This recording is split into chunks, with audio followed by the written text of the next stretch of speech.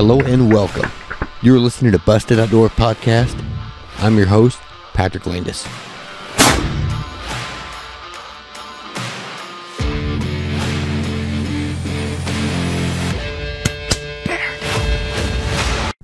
Alrighty, folks, thanks for watching. Thanks for listening. We're here with Scott Werstler, Tim Nussbaum, and Jack Searls. So, Scott, you had been with the North American scoring record book for how long now? Probably 30 years. 30 years. Or the Hoosier, record book. Yes. Okay. What got you started on all that, doing scoring for people? Well, I decided one day that I reflected on something that I'd heard that to be successful, you want to surround yourself with successful people. Yeah. And I thought that might be a good way to do that, and a good way to maybe pick up on some trends or tips or just general knowledge on what some of the successful deer hunters in the area were doing. So Right. that's why I became a measurer. No kidding. Okay. Have you always been with, when you started, were you with the Boone and Crockett, the Pope and Young, and everyone all together, or did you start with this one organization to begin with? I started for the Indiana Record Book, for the Hoosier Record Book, and then after doing that for maybe a year or two, there was a Boone and Crockett class in Springfield, Illinois. Okay. So, and it's interesting because it's a volunteer position, so you And I didn't know that. pay to do any of this. But the class is 5 days long, so I had to take a week's vacation from work, go get a hotel, and make the 5-hour drive to Illinois at the time. And then you measure every North American big game animal that there is. So at the site, Boone and Crockett sends in their container of trophies, and then you go through how to measure them, and then you're tested on it. And we measured everything from moose to even walrus tusks. Oh, so, no kidding. And then like the Ohio Buckeye Club, they accept my entries because I'm a Boone and Crockett measurer. And then so does the North American muzzleloader. Okay. It's called the Long Hunter Society. They have a record book, and it's nationally based in Friendship, Indiana, actually. So it's here in the state. And then Pope and Young also accepts your sheets if you're a Boone and Crockett measurer. So. Okay. So when you went to a class with everyone together doing this, now if you have a class of, how many people are typically in a class? I think there were 20 or 21. Did everyone have to get like the same score on the same deer, or is someone off by like an eighth of an inch and this guy's like 3/8? Is it kind of? There can be just a little variance, but you're really pretty close. So really? it literally is an eighth or two probably. Really? Now, to become with the record books, does that matter? Because when it comes to me, if I'm killing a 190-inch deer and it's 190 and an eighth or 190 and 3/8, I want to make sure that I get every single measurement that counts. That's true, and it's funny that you mention that, because there is a thing called score shopping, and all of the record book programs discourage that. So one of the questions that you're supposed to ask someone is, has this deer been measured? And if it has, you're supposed to politely decline. Oh, wow. Because we don't want to condone that type of score shopping, is what they call it. Right. So I've now there are cases where you have one, maybe it's an eighth off, and you always try to do what's best for the deer. So right. Like when you measure a tine outside curvature versus inside curvature, you do what's better for the score for the deer. Yeah. There's been, I don't know, 2 or 3 times maybe I've had a deer that's been very close, and I've asked the hunter to pick one measurement that they would like me to remeasure, and I'll remeasure that just to see if that might bump it, but there's no like total remeasuring, anything like that. Well, that'd be another hour of work. Yeah. And like I didn't know until talking to you today, I didn't know it takes a couple hours to get a deer measured. Yeah, a typical deer is about an hour. A non-typical could be much longer than that, and then after that's over and you shake hands and go home, normally the measurer then checks their math, does a nice clean copy of the sheet, and then has to print off pictures and get all the paperwork in order to send in, and that's usually another hour. So God, there's a lot more to it than I even knew. Jack, have you ever had a deer measured?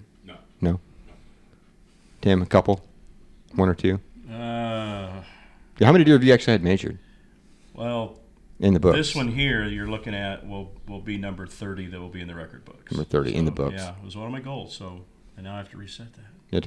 Yeah. 30 was your goal.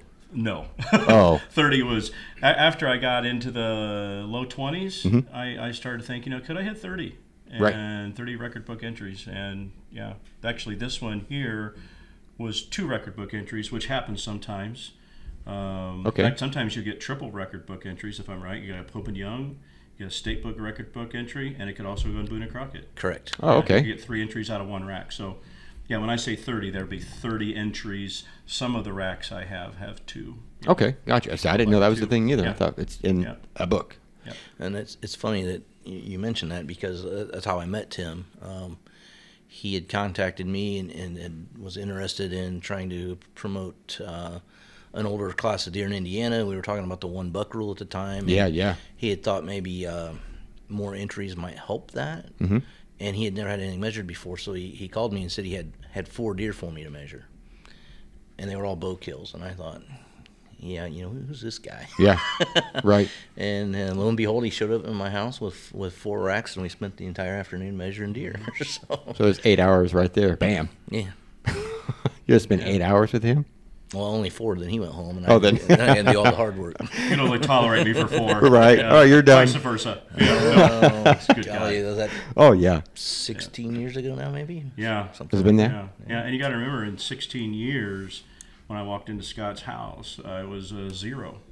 No entries at that point. Really? Yeah. Oh, yeah. So, really, I feel kind of blessed to have had the journey I've had so far in a 16-year period. And Right. I'm not done yet, Gosh, so yes. we'll see Yeah. where this all goes. So it's been cool. Halfway there.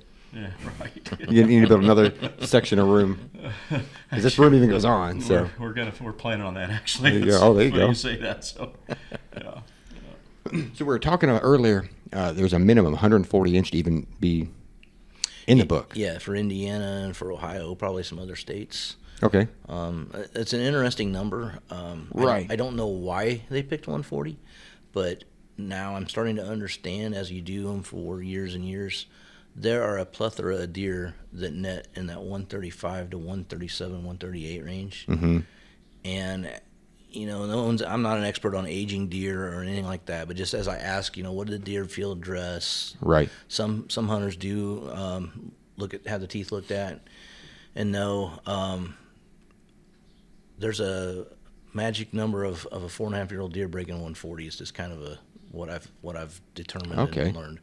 So I don't know where they come up with the 140, but it sure does align with what I would consider a mature deer of a 4.5-year-old deer. Maybe someone did their homework with it, I guess, and realized that age group just happens there's to come some together. scientific things going in there, some biological things. Sure, there's 3.5 deer that make it, and there's probably 2.5 deer that make that, but there's... Right, I mean, shoot, you have a deer over here that's... Where is he now? That 3-year-old.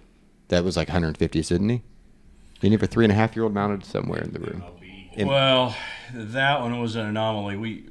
We had just got the property over in Ohio a couple years ago. Mm-hmm. Didn't have any history on that particular buck, so right. I'm just going on rack size, and he went 170 and 2/8 gross. You can't see him from where we're sitting at here, but really nice buck. But when we walked up to it, he was kind of little in the body, right? Little hooves, and we're like, what? And he was kind of in a rundown condition anyways from some other things that had happened. But when we brought him back, the taxidermist, one of the first phone calls I got back from the taxidermist was, hey, got him caped up, come, and get your rack if you want, show your buddies and stuff like that. And he said, the other thing I want you to know, I hope you're sitting down. He goes, but I've aged this thing. And he goes, I've aged him again. I took measurements. And this buck is no more than 3.5 years old. That's insane. And I'm like, yeah, right. But the more we looked into it, I mean, I don't know how he would have been 4.5. So one of those things is freak, I'll never see that again probably. Killer genetics. Or he drew the... and we're still on that place. So hopefully killer genetics pays off later. Fantastic. So, yeah. That's awesome. So have you, like, different states on scoring deer? How many states have you scored in?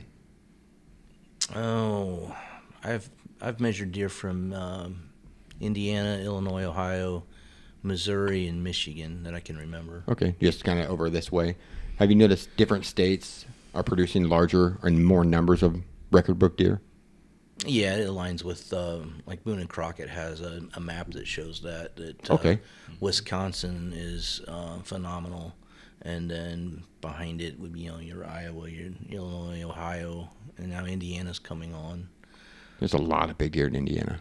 Yeah, when I started measuring, I was measuring a lot of deer, and just to, I guess, shout out to the other measures. I don't measure as many deer as I used to. We had 4 kids, and I started a business, and I had to pick and choose what I did my time with. But Right. prior to the 1 buck rule, it was a game changer. Prior to that, I would measure about 30 deer a year. Mm-hmm. By year number 2, after the 1 buck rule, I was measuring 70 deer a year. Wow. And That's a was just that huge quick. difference. Now, I don't want to say it was all 1 buck rule, Mm-hmm. but I would say 2 things. One buck rule, because I started in an older age class, especially up here in northern Indiana. Yeah. And the second thing was trail cams started coming out. Oh, okay. I didn't even think about that. All of a sudden, these guys who didn't think there was anything, like this walking on their property, Right. it might be 3 o'clock in the morning, but they might saw a 130 or 140 inch deer, and all of a sudden, hey, they got a shot. Yep. And they're starting to hold out for that deer. And I mentioned to you earlier, when I first started deer hunting in the 1980s, it was not uncommon to hear over 100 shots the first hour of daylight of opening day of gun season. Right. Now you might hear a dozen, if that. Mm-hmm. I think that's because people are more selective and the harvest is being more strung out over the season. So definitely think trail cameras had a huge impact in people becoming trophy managers. Right. So I didn't even think about that because, like you said, what's out there now. If I'm in the stand, I have no technology knowing what's there. 130 walks by, boom, it's dead. Having no idea there's a 190s that's going to be back in an hour. Right. Mm-hmm. And it always happens, so then those deer make it another year. Yeah, exactly. Yeah, and when I got to know Scott too, I remember we chat about all kinds of things, and one of the things that just was like, those wow moments. Yeah. Is I said, these guys that come in and they bring these big ones in. How many of them knew it was there? What was your answer? Not very many. Not very many. Not very many. Right. First time they saw that buck was the time it walked right out in front of them, and it was go time. Yep. And I've to think heard the about same that story. in today's environment with what Scott says, trail cameras have totally changed that. These trail cameras, they're great for videos and pretty pictures. Yeah. Let's face it, they're weapons. Oh, absolutely. And you use that trail camera right, and we'll talk about some of that stuff later. Yeah. But I would totally, hands down, agree with what Scott's saying there. That 1 buck rule in Indiana, and when trail cameras started to become, prolific. And I will say even now, the next game changer within that industry is the cell cam, where it comes right to you. You don't have to go back in and out constantly and worry about what you're laying down there that, will be held against you later on the big guy. So, yeah, good points. Exactly. That cell cam goes off. You can be, okay, that deer's going to be here at this time. I got to drive. Yeah, which has happened. Yeah. We'll get to that one. Yeah, right. I want to hear about that. So have you noticed, like with the 1 buck rule, of larger deer coming in to be measured? Oh, yeah. When we first started hunting out of state, we were running in Ohio, and the county we were in had 8 check stations, and county about the same size as the county we typically hunt here in Indiana. Right. And they didn't have the telecheck yet, so you had to take your animal into the check station. And we walk into this little gas station, it's a check station, and look on their bulletin board. And we're being told by my cousin that a lot of people won't let their animal be photographed because they don't want to give up what they got. Mm-hmm. We counted 7 Boone and Crockett bucks, and it wasn't even gun season. It was no archery. kidding. Mm-hmm. At one check station Ohio. Out of 8. In that county.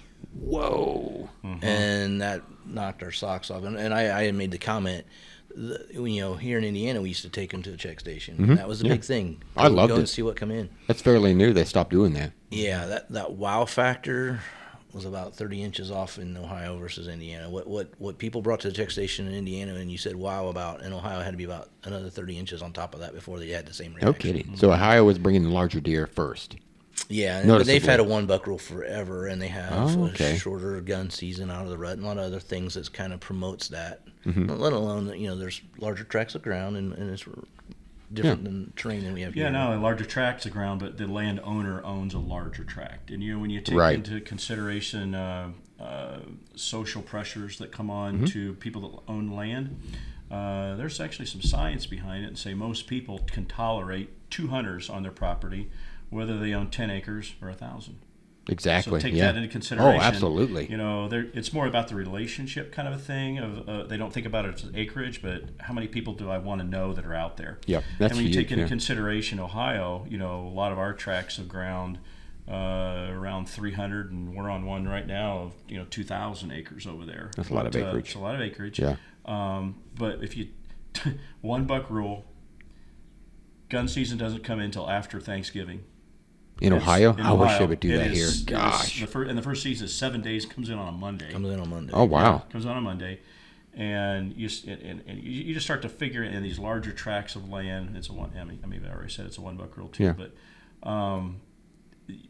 it is those kind of states. I am not exaggerating. It is Disney World. Really, they've got to figure it out then. They've got it figured out. Other states know the trick, and even though they want to get there, then they don't want to get there. There's some that don't. So it's a constant. What does the social balance in that state, when they take all people's feedback, what they want it to look like. Yeah, but exactly. Ohio really has a great mix, which is, why we've been over there for 14 years. We're going on 15 now. So. Now, the downside of that is I have 2 sons that were in high school, and it'd been nice to take them over to Ohio to hunt. But how do you do that when the gun season comes in on a Monday, and it's after Thanksgiving, so they're back in school? Right. And you have that with the people that live in Ohio as well. Now, they will shut school down on that first day normally, at least in the county. Oh, no kidding. It's a holiday. That's awesome. Yeah, but they're also used to it. It's always been that way. So it's kind of, you can tolerate what you're used to as well. And we're used to having 30 days of firearm season in Indiana. It's a long firearm season. Suddenly to change that to, I think it's 13 days in Ohio, that's going to have some implications like, well, hey, that doesn't line up with good weather, doesn't line up with my vacation. There's a lot of things to balance. Oh, yeah, absolutely. I'll just double down on something Scott said. Here in our county, Indiana, we got a good county that, we're hunting in here. And it used to be we'd go in and we see the pictures up, and by the end of the year, you might have 2 or 3 booners that have made it, through the whole gun season. I'm talking archery, gun, muzzy, late season, 2, 3 booners. Yeah. And we walk over there and in that little gas station, and I think that was early November, if I remember right. We walked in there. So there was most of the rut to go with archery yet. Gun season hadn't opened up. Muzzleloader hadn't opened up. Their late season, which goes into February, hadn't been touched yet. No kidding. And we're looking at 7 booners. So we're already like double what we see back home. Right. On the bulletin board. And I'm thinking, man, everybody must bring their deer here, Yeah. And I'm still just amazed, just in that. And then when we figure out it was one of 8 check stations in the county, we're like, and no one's wants to drive typically that far, so it's pretty close to that check-in station where the deer is killed. Oh yeah, right. And Golly. To lay on top of that, when you hunt there, there's fewer deer in that portion of the area than there is here in Indiana. Correct. The density is really? less. Correct. Okay. Correct. Yep. And just to put another perspective, one of the farms we were on, just over your shoulder here, Pat, buck we call Wibbles, 178 and change total gross buck. He was one of 5 over 170-inch deer on the farm that year. And just to put you in perspective, the ratio of these big ones running around. Right. When I shot him, he was the smallest of the 5 running around that farm that year. So. What about when you shot at him? Was he bigger than this? You said smaller than that. Yeah, sometimes Thank you. I am messing. Thank you, buddy. He did that for you, Tim. He did. He loves me. Just wanted to scare him to let him know that one more year. That's it. Yeah. One more. What was funny is after he did that, the next morning I was on a farm, kind of in that same area, about a mile and a half away, and Wibbles came by me a mile and a half away. He spooked you pretty good. Oh, he bolted then. He bolted. He moved. Yeah, he moved. Golly, how many from when you shot at him to when you killed him? Did he put on a lot more inches? 1 year, I'd say it was mid 150s. Yeah. First year, or when you had shot at him, and then when I connected on him, actually in a very similar area that Scott was in. In fact, where I was sitting that night, I could actually see the stand from about 200 yards away where Scott was the previous year. Yeah. Yep. Yeah. So really close. So he had like his home. Yeah, well, I still knew the second after he'd been shot at, I knew he still didn't want to get close to where Scott had shot him, so I backed off a couple of Right. So, yeah. You can keep that stand if you want. It's fine. Yeah. No, I know where I'm going it's all now. good. Have you noticed a scoring deer difference between northern Indiana, central, and southern? Like different? Oh, not so much. I measure more northern Indiana deer, so I don't know if I could speak on that. And if I did, it would be old data from when I was doing a lot of measuring versus now. I think it's evened up some now just because things have allowed these smaller tracts of wooded areas in northern Indiana is getting less pressure with only the 1 buck rule. I think it's really helped up here. I do have there's trends I've noticed in the people that bring me deer. Okay. So you try to surround yourself with successful people, so you start wondering where you're going to pay attention. And there's definitely the class of people who they might be young, they might be new to deer hunting, or they might just be your occasional social hunter, and they hit the lotto. They never seen a deer before. They were in a fence row. They were in this or that. And as you find out, okay, they were really in a weird spot, and you don't know if that was where that buck got big because that's where he always went, or if he maybe ran a doe in there during the rut to get away from the other deer, and that guy just happened to be there. Those I enjoy, but I don't really pay attention. Okay. And then you have the next group I call are your dedicated hunters that hit it hard. They're doing the right things, but maybe they're not in the right spot, or maybe they have a lot of family members that hunt, or they're not necessarily trying to grow bigger deer, but they got that big deer. And there's quite a few of them, and they are so happy. And they're the ones most appreciative because they know what they got, and they know how hard or how rare that is. Yeah. And then you have these other guys, and there's not that many of them. And one of my things I always tell people when they leave me is, bring me another one. It's those guys that bring you another one. Right. And then if they do it within 5 years or less, okay, that raises an eyebrow. And then maybe they brought 3. Well, then you start paying attention. Well, you can really put those guys in one category or bucket. Oh, absolutely. They typically are very dedicated to the sport, and they're typically multi-season hunters, because not saying a bow hunter is better than a gun hunter or anything like that. It's just they love it so much they want to be out there as much as they can, so they do everything. That's one thing I noticed. Second, they know their equipment very well. Because with Pope and Young especially, you have to fill out, okay, how much is was it a four blade, 3 blade broadhead? What's the broadhead weight? What's your arrow length? What's your draw You have to know length? all that for Pope and Young? Yep. What's your let off? What's your arrow weight? Some people have to look that up.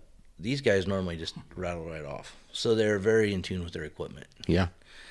Which tells me they also practice, which just ties into the whole picture, right? The other thing I've noticed is they pay attention to the wind. They pay attention to their scent control. Yeah. But other than that, most of them do not have any what I call gimmicks. There's exceptions. There's some guys that rattle the den or they rattle. But many do not use scents. Most of them don't use any cover scent.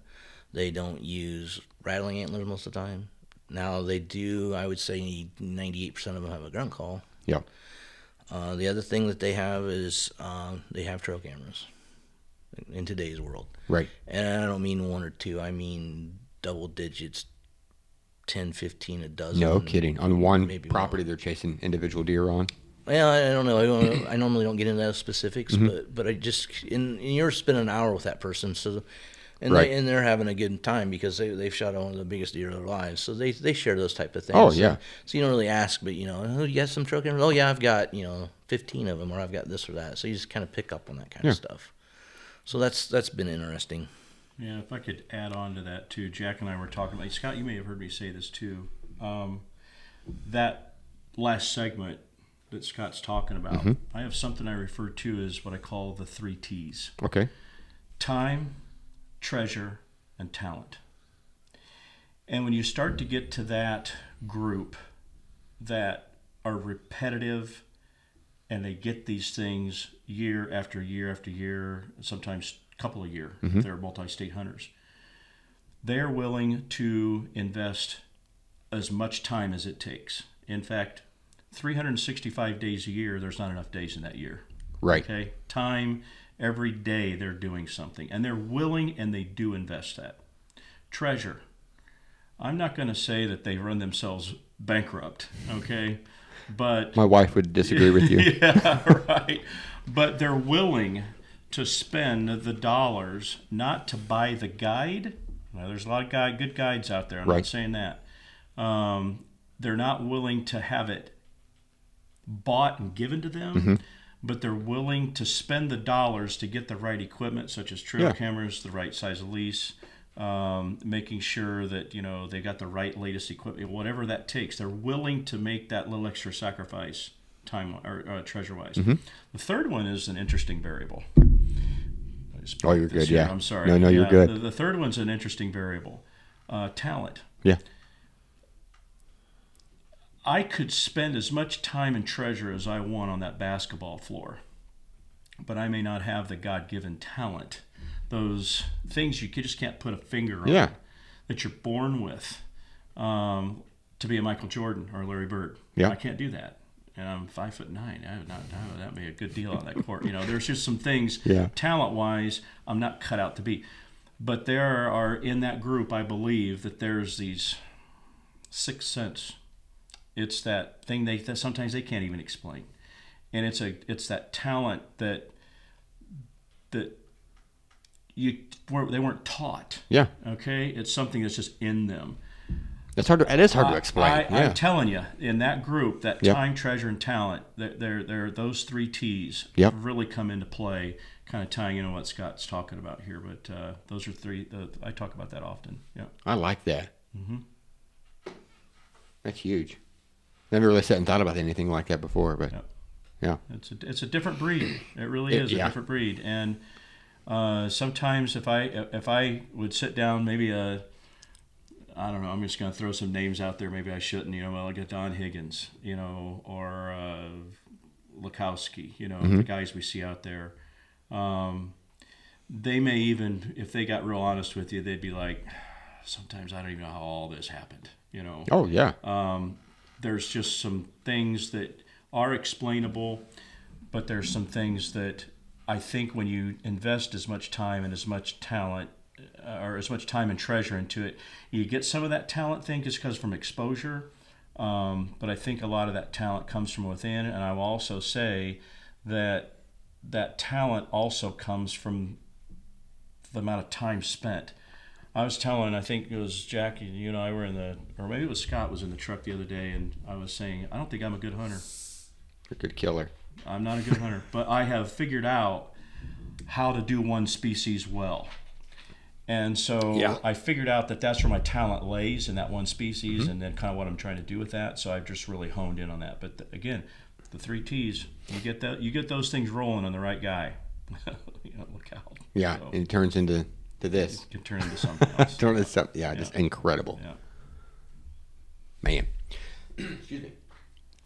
So have you noticed, like in Michigan, different deer feeds change size of deer? Whether it be Michigan, they're eating, I'm not sure what they eat a lot in Michigan, to be honest with you. Like northern white cedar. Is that okay? Compared to down here, they're eating a bunch of corn. Does that change the size of deer and any mass or length or anything like that? I've never hunted in Michigan, so I can't really answer that. I'm going to say no based on the 2,000 acre lease you have that's all big woods. Okay. That those deer are just as big body and antler wise as the ones that are 2 hours away that's more like northern Indiana that we hunt. And something that ties into what Scott's saying with that I think we've started to notice on that 2,000 acre lease is that it's going to vary so much deer to deer. I mean, you take the deer that I chased this year, and he was a big deer, big body, big mass, big everything. But if you look at a deer that we called Nasty that got shot on the lease this year by another guy, we know that Nasty was a mature deer. Right. We don't know exactly how mature. We don't know if he was 5.5, 6.5, or what he was. But Nasty was little as far as his body was small. Yeah. And so I feel like a lot of it, no different than people. You and I probably eat a lot of the same things, but I'm just a much heavier guy than what you are. And so I feel like in the whitetail world, I think that those deer process that nutrition and store that nutrition in different ways. You know, a 3.5-year-old deer that's a genetic anomaly that has the right nutrition can turn into, you know, a 170, or you could have, you know, the same age class deer that is going to be, you know, 120-inch deer and weigh next to nothing. So I feel like it varies a lot just on the individual animal. That's a good point. Again, something that not many people, including myself, never even thought about. That's a really good point. I mean, you could have let me get, you know, by the time I'm 20 years old, I'm only going to be 5'9", you know? Yeah. That's the way it is. I'm not going to be what did Gene Barry Wenzel say? They used to equate a Boone and Crockett deer to a 7-foot person. Okay. They said that was just how rare, you know, to get a Boone and Crockett buck back in that generation, you know, it was that rare. Right. And the genetic factor, I mean, you got to get of age and you got to nutrition. You got to have that. But you can let them get as old as they want and feed them all the right stuff, and there's still a genetic limit. And for all you guys watching this podcast, you know, those guys cutting their teeth on hunting, you know, I'm going to grow that booner. Well, you can get the right nutrition to them, and you can get them old. I'm hoping you're also in a spot where you've got good genetics. You know, right. We see that. And it can vary widely on a property, just again, like that 2,000 acres we're talking about. There's a 170-inch 3-year-old sitting over here, and, you know, the deer that I chased nasty. This year, well, or Willie even. I mean, Willie probably a 6.5, 7-year-old deer. Yeah. Oh, man. Mature. Yeah, totally. But you're talking about a deer that didn't have a tine over 6 inches. Right. I mean, might have been he's real short tine. 160s, Yeah, you know, kind of. Oh, no kidding. 160-inch deer, but 120 of those inches came off a main beam circumference and spread. Yeah. I mean, the other 11 scoreable points you would have had wouldn't have thrown another 50 inches on that deer. Yeah. No kidding. Okay. So genetics is that ultimate limit. Yeah, it's just and it's that unknown, but it can vary but yeah. There's regions in a county. I measured enough around that, you know, you can say, well, Steuben County, northern Indiana, has a lot of big deer. Yeah, they do, and so does Noble County. But I could tell you there's regions inside those counties that produce more of those deer than others. And whether that's a large chunk of land that's no hunting area, or and that's not always the case either. Sometimes it's just the genetics there, because I would say the farm ground's the same as far as the soils. And then that's one of the things Tim had asked me was, you know, how many deer have I ever measured that were over 190 inches? And I struggled to come up with 5, and that's gross. 30 Oh, no years, kidding. it's just, and that's non-typical or typical. Wow. But normally that's a non-typical. There's just not that many of them out there, and Tim killed them all. No. I kind of go back to one of the books I like is Quality Deer Management by Charles Alzheimer, and in that book he says kind of the 80-20 rule, to still enjoy hunting. If you have your trail cameras or your sightings, look at what you have on your property and target the top 20% of those animals. Okay. And then he felt that then you could have an enjoyable time hunting, challenge yourself, and also have some success. Because, now let's face it, I hunt primarily in Whitley County. Whitley County, in the record book, has one deer that's netted over 170. So it's unrealistic for me to think that I'm going to go back and I'm not going to shoot another deer, by golly, unless it's 170 inches. Right. Chances are very low. I'm setting myself up for failure and misery and loss of enjoyment of something I love. So. And you're passing a 160-plus inch deer and crossing your fingers hoping. Yeah. Now there are some guys, though, that are getting to there. I mean, one of the things Tim asked me last night was, well, you know, these guys that come back time after time with a deer, and he mentioned, you know, in that 125 to 140 range. I'm noticing that the repeat customers I have, I say customers, but the repeat people I have, those deer are over 150 normally. Okay. They're not shooting the 125 to 140s. Right. But they've either got it figured out, they're in a really good area, or a little bit of both. There's a lot of things that come together, but that's something I've noticed too. Yeah, and just from a general rule, and I wish Indiana did this, that we have a record book that is published, it's every 3 years? Yes. Yeah. Ohio, and there are some other states that have the online record book, and it is up to date yearly, and it is online. Okay. And one of the things that I try to look for when we're going into like a new county, when we're had a couple of new leases and 2 new counties in Ohio, I always go and look, okay, what's the top end? What are they able to get? What's been their history here? Okay. And you'll see these 200-inch deer and these 190. I mean, you've got it clear from 50, 60 years back. Okay. Well, that's nice to know. Yeah. Guess what I'm looking for when I look at that? Counties that were killed. Not so much the counties either. I'm looking at, if I'm looking at the new county I'm going to go into, let's say I'm just going to pick Pike County, Ohio. Okay. Let's pick out one out here. I'm going to go not only look at what has their history been from top to, those, how many of those 190-inch deer have been there. What I'm looking at also is what I've been shooting in the last 5 years. Because you got to remember that online gives you that data the year you're in. Okay. So if I'm going back 5 years and there's not been any entries in that 190 to 200 inch, I'm like, okay, well, how far do I got to go back? And it starts to get you into what era was that county's heyday. And maybe I'm not in a county where they're having their heyday. Right. So I take that into consideration also as I'm trying to take a look at the counties and what is what's their pedigree.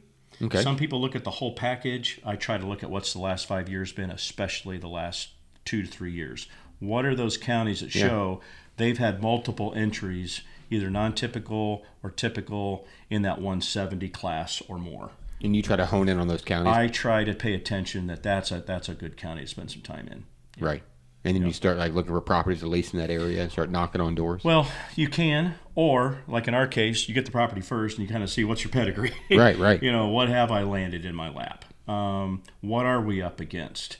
And then you start to make goals accordingly. If I'm in a county, like Scott's talking about, if I would hunt Whitley County and I'm starting to put a goal of I want to shoot a 190-inch deer, and I go back and look at the records, I'm really not in the right county to do that. What do you do in that point, though? Yeah. You've got the property. You put the money in. Yep. And I may leave. If it doesn't show me what I want, you might say I'm not. This is not where I want to be. Yeah. Okay. But most of the time, I have found just within the state of Indiana, like the counties in, I'll just take the county that I'm in.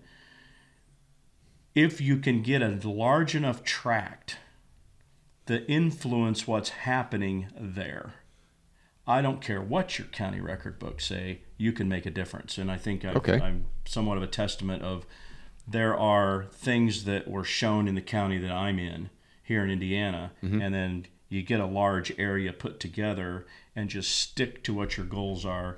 You can kind of push the limits of what the county says from a historical standpoint. You really should be able to do. As long as you have good genetics, good pedigree, then you're good. Absolutely. Good genetics, age, nutrition, and just let it happen. I've always said if you can just let the deer do what they want to do, let deer be deer, it's going to happen. The things that get in the way are people, human intrusion, 100%. Or it might be all those guys on your fence row. That's where it starts to become a pushback on what you really can do if you just let the deer be the deer. They're gonna a lot of times they're gonna get exactly the size you want. Right. When I met Tim and we measured 4 deer that day and we spent all evening together, I had told him that I didn't overhunt my property. I only had one property to hunt. So I was going to some of the military base hunts or the state park hunts to shoot some does for the freezer. And he talked about shooting several does on a property he had, and I didn't believe him. He's like he'd went out 5 nights and shot 5 does, and I'm like, oh wow, yeah, whatever, About a month later, he called and wanted to know if I needed a doe for the freezer, and he was able to take me on a guest property that he had, and I shot a doe within a half an hour, and he told us, "You're allowed to, so reload." Be another wave coming. And that was the way he was managing the herd. There's deer there, and he told me then. He said, "Well, would you like to, tag along and maybe pick up some tips on big buck hunting?" And I said, "Sure." And that's when he told me, and I'll never forget it. He said, Well, let me tell you something. It's not about the deer. The deer do what the deer do, and they always do what they do. It's going to be about managing and dealing with people. That will be your biggest problem. And I scoffed it off, but gosh, you could write a book. Right? Yeah, I bet. It's funny because I mean it echoes the same thing that Tim told me early on when we started getting to know each other. And I mean what he told me was that deer are easy to manage, people are difficult. I mean it's almost all the impossible. same thing. I mean if you stay out and you let that deer be a deer, it's going to do what they're supposed to do. Yep. It's when you introduce human intrusion and pressure that I mean that deer is meant to survive. I mean that's what that deer needs to do. If you don't intrude, it's going to go about its daily life just like it normally would. It's when it starts to feel that pressure that things change. Yeah, people will jack up an entire area 100%. with a quickness. Yeah, and you got to be real careful too, because there's some people out there that have a lot of good, advice on what to do to your properties. Okay, well, you need to be very careful of the timing that you're doing this to your properties. Okay, and how often you're doing that with your properties. I think there's a lot of good things that those people offer. What I have found is less is more. Okay. The less I'm out there, the better result I get. Yeah, we'll get into that. We'll get into that later. Absolutely. Yeah. But there's the whole idea of I've got to be in there doing this or I got to be in there doing that. He's not going to stay. He's not going to stay. And you're going to get frustrated with yourself. Yeah. And there's nothing worse to the most unsuccessful trophy deer hunter out there goes into the woods frustrated or gets frustrated quickly. Okay. You got to get rid of that.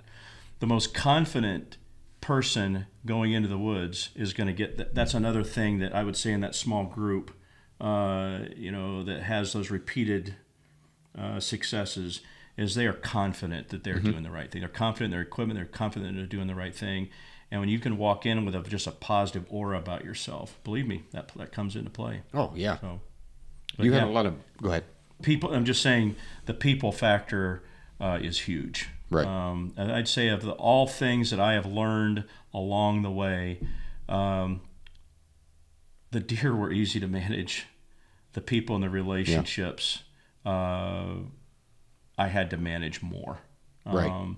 And some of those started out as a handshake, can I hunt your property? Yeah. And 30 years later, I'm inviting them over for 4th of July and they're out and I'm like, we're friends now, and that's really that's another cool thing. You not only get big deer out of it, you get some big good relationships out of it too.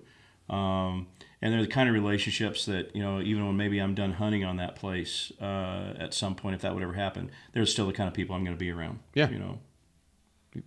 Lifelong build a relationship stuff. around it Yeah. and Yeah, keep but it forever. It's that people mix that oftentimes makes the difference in what you're going to be able to see and do out there. Right. Yeah.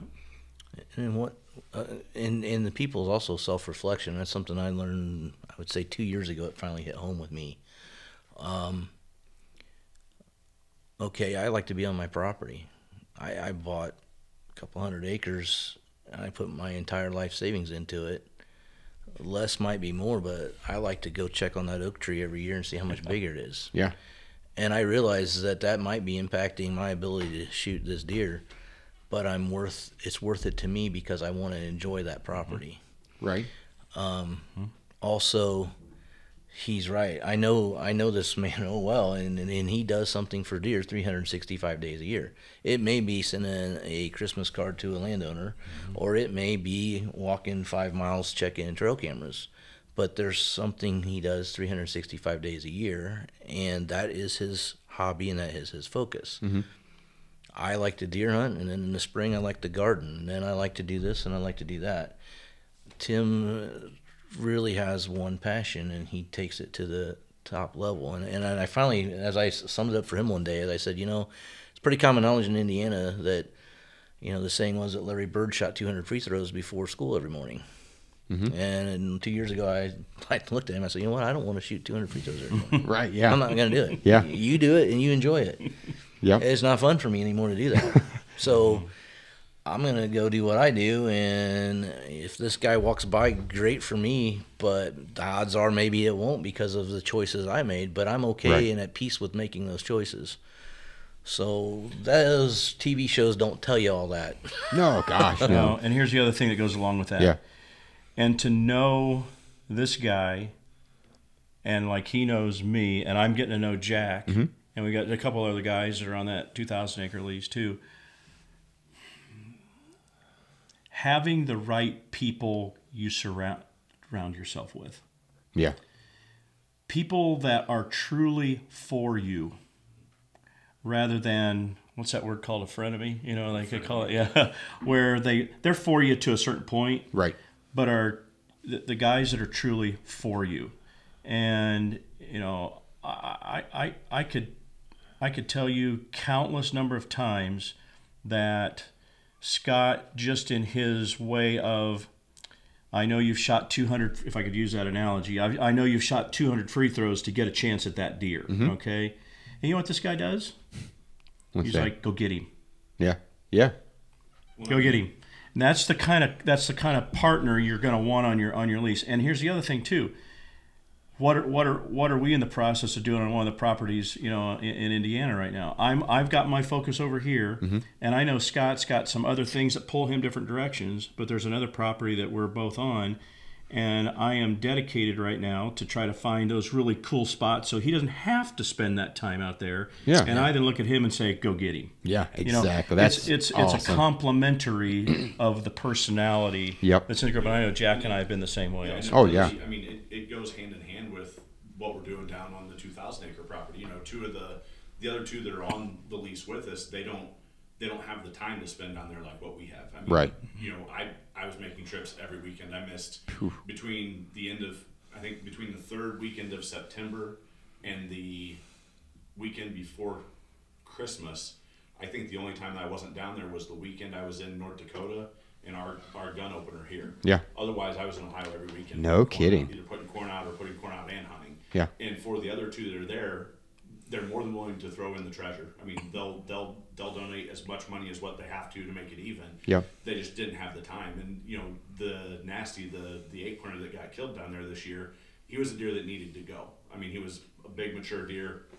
I mean, great frame as far as length on his twos, but just he wasn't something that we wanted to stay on the property. Right. And so, I mean, essentially, we went in, we set up the food sites, we set up the cameras, we hung the stands, we did everything, and then we told the gentleman that shot him, these are the two stands. We'll give you all the information.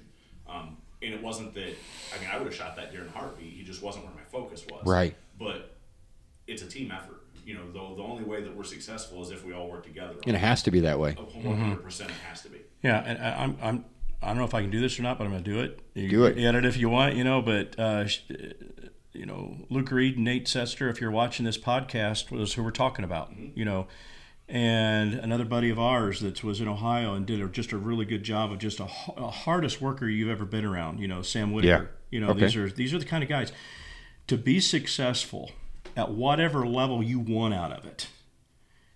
The deer will do what they're going to do if you let that happen. But find your peeps Yep. that gel well. I mean, Oh, yeah. the worst mistake I hear guys do, and if you're listening to this podcast, it isn't about going out and saying, "Oh, we can get this 1,000 acres or 500 acres. I need to round up my guys. You know, I'm just round up some guys and we'll pay for it." Yep.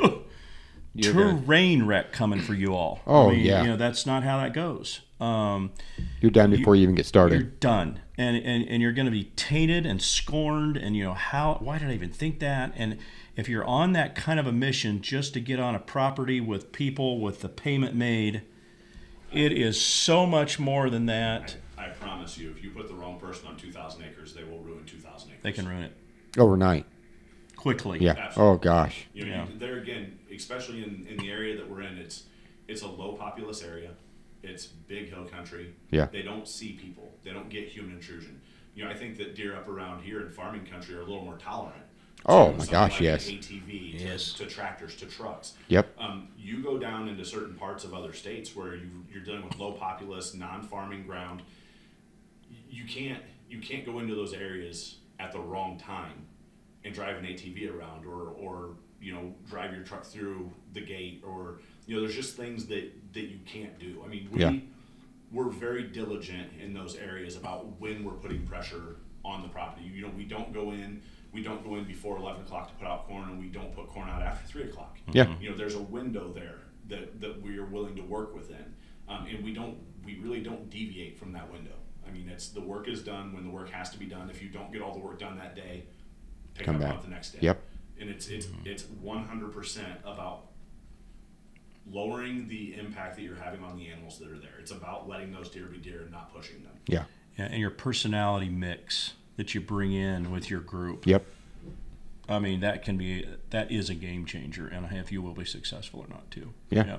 Yep. And the other thing that really ties into that is kind of outside of the management aspect, but is still very much inside the people aspect of it when you're trying to work together on properties like that.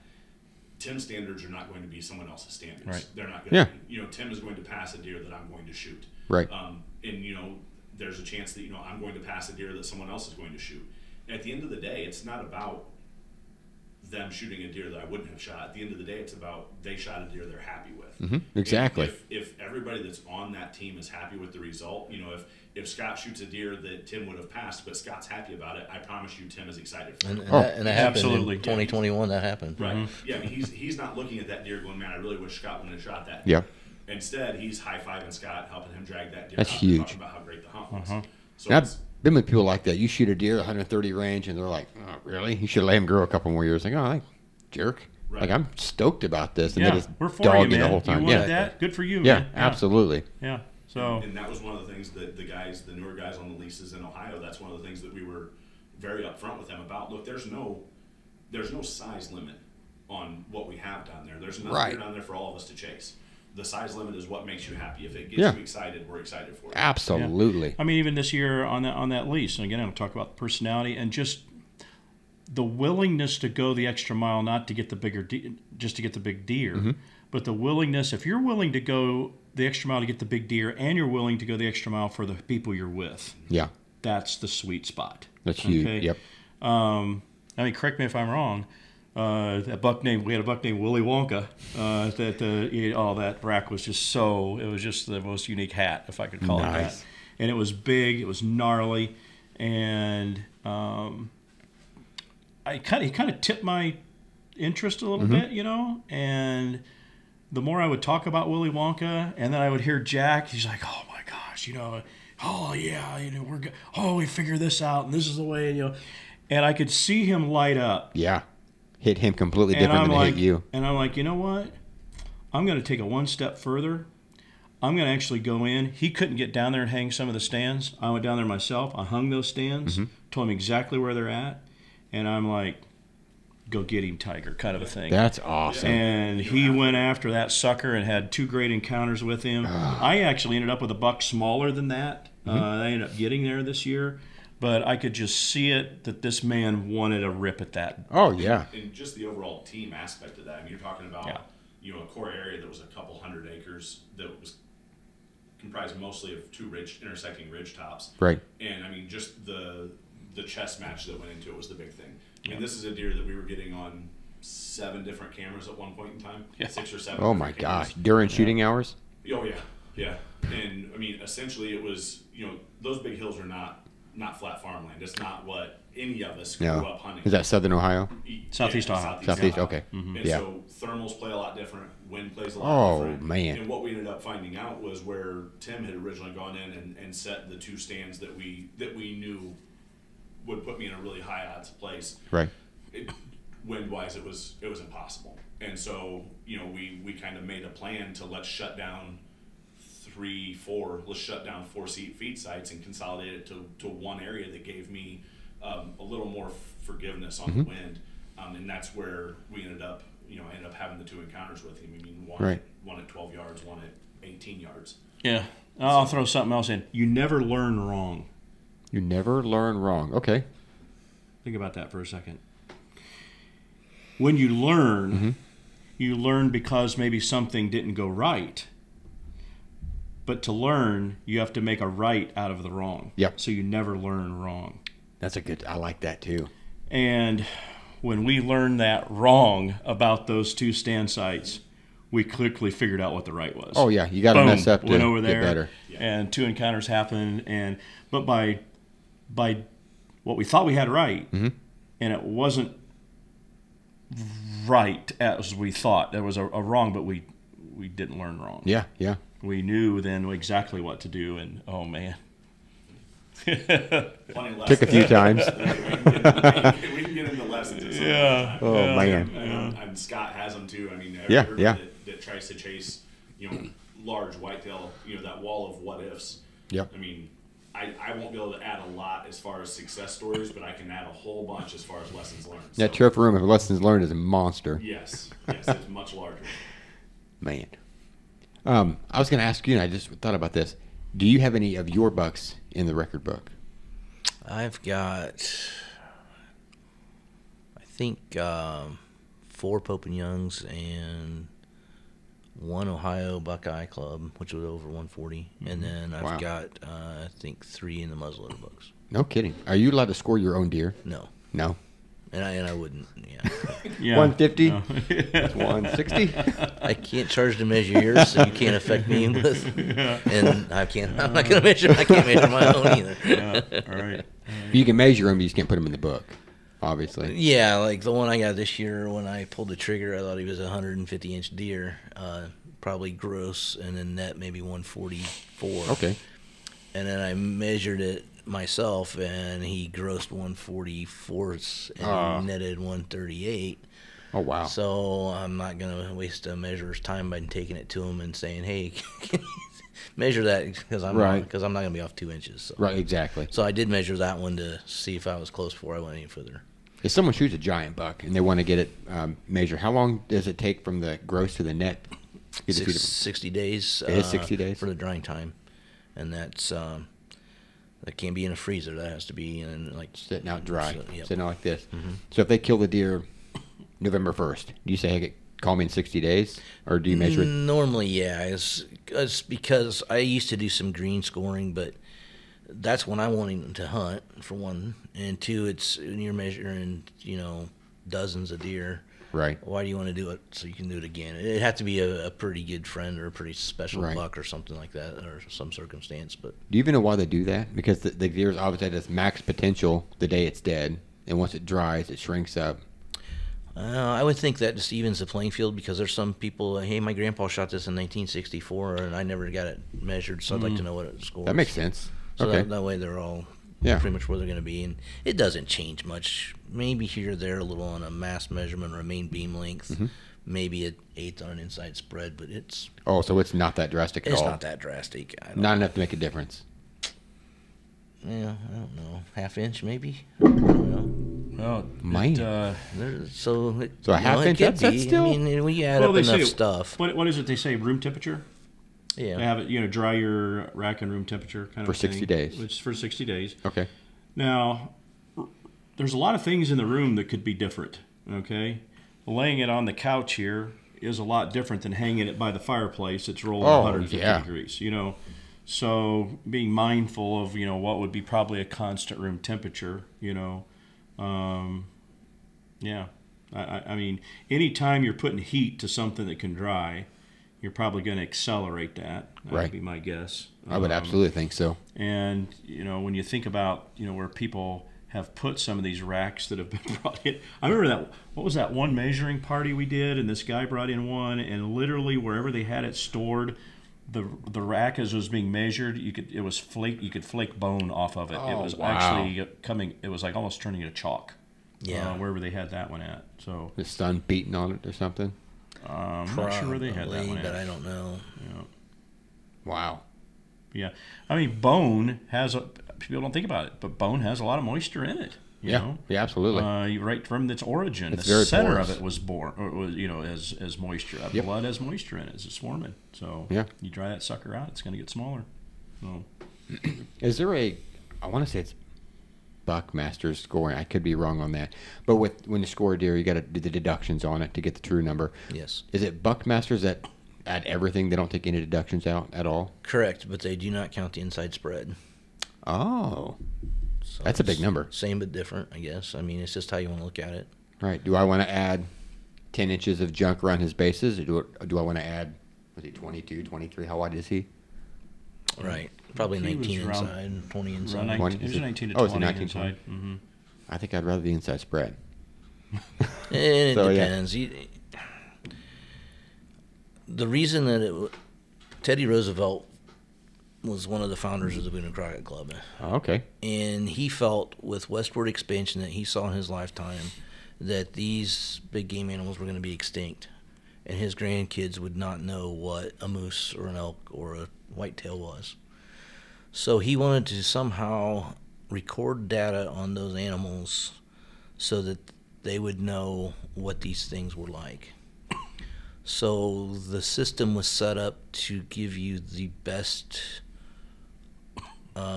representation of what that normal animal is. So a typical deer would be one without any non-typical points. Mm-hmm. So if it has some odd points on it, those had to come off to really make it true to form. Unless you had something in the total non-typical category, which then is done differently. Now, there's still deductions in non-typical. Many people don't know that. Oh, I did not. So there's still your base frame. So it's normally an 8 or 10 pointer, let's say, and then it's got this junk on it, like this deer right here. Or like Devilish. I was looking at him behind you. I would think that's a good example. That's a non-typical. So Yeah. if that deer's right brow tine's 4 inches and the left brow tine's 5, Mm-hmm. there's an inch deduction there. Okay. So you measure the typical portion of the rack, and you take away side-to-side deductions, and you come up with a base or a net typical. Gotcha. And then you add on all the abnormal growth to reach the Top of that. non-typical score. I'll be darned. Mm-hmm. Well, that's cool. I had no idea about that. Yeah, I thought it's everything. If it's a non-typical, it's everything. Oh, yeah, no. So, yeah, that... No, and to add to that, just because a deer has non-typical points on it doesn't mean that it will qualify as being a non-typical. There is a minimum amount of total inches of non-typical points that a deer has to have to be listed as non-typical. Yeah, I think it's 15 inches on a Boone and Crockett. So would make it non-typical. So he would obviously be a typical deer. No, this one actually has enough. There's Yeah. 15 inches of extra. There's Yes. 16 and 2/8 inches. Oh, you just of- made it then. 16 and 2/8 inches of non-typical on that. I'll be darned. Yeah, so it shocked me too. I was just looking at the trail camera pictures. I Wow. thought there might have been 10 to 12. Yeah. But then when he got on the ground, there was a lot of measurable That's stuff. insane. No He had a whole kidding. beehive going in there. Oh, I love all the Yeah. base work on him. Is just incredible. Now, is it true that it's going to be 1 inch to count, correct? Yes, and it has to be narrower than it is wide at that point. Okay. So you can't have a blade that's 2 inches tall that's 2 inches wide. That's not a point. Not going to work. Okay. There's a lot more to this than I knew existed. So I hope I'm not the only one that picks stuff like this up. That's really, really cool. And then a palmated deer will have these huge mass measurements. I measured one of the most memorable deer I measured was the Sean Harvey buck. Sean Harvey, that sounds familiar. Shot, I believe, in 1991. It's an Indiana deer, White County. There's a replica of it at the Cabela's store in Hammond. In fact, there's 5 deer I've measured up there. Oh, no kidding. Replicated. But when Sean shot that, and he was 21 years old, Ooh. he had killed with a muzzleloader the largest buck in the United States. Whoa. Second largest in North America. There was a larger one killed in Canada, but it netted 192 and 2/8. That's a monster. But it had like a 12-inch circumference measurements and an 8-inch one. Now, if the palmation's only on one side, then everything gets whopper-jawed with deductions. Oh, man. So what you can do there is take the length to the palmation, or you can scribe a line where that is. And Okay. there's an entire booklet. It's an inch thick on how you measure deer. So There's a lot to it. that's a whole other topic. Holy cow. Yeah. So you get credit for those things. It's Yeah, not yeah. like Boone and Crockett or that system just totally trashes something. I mean, unless it's a half rack. It's not these deer aren't unicorns. They are supposed to have 2 sides. Right. So. Wow. I'm learning a lot. It's awesome.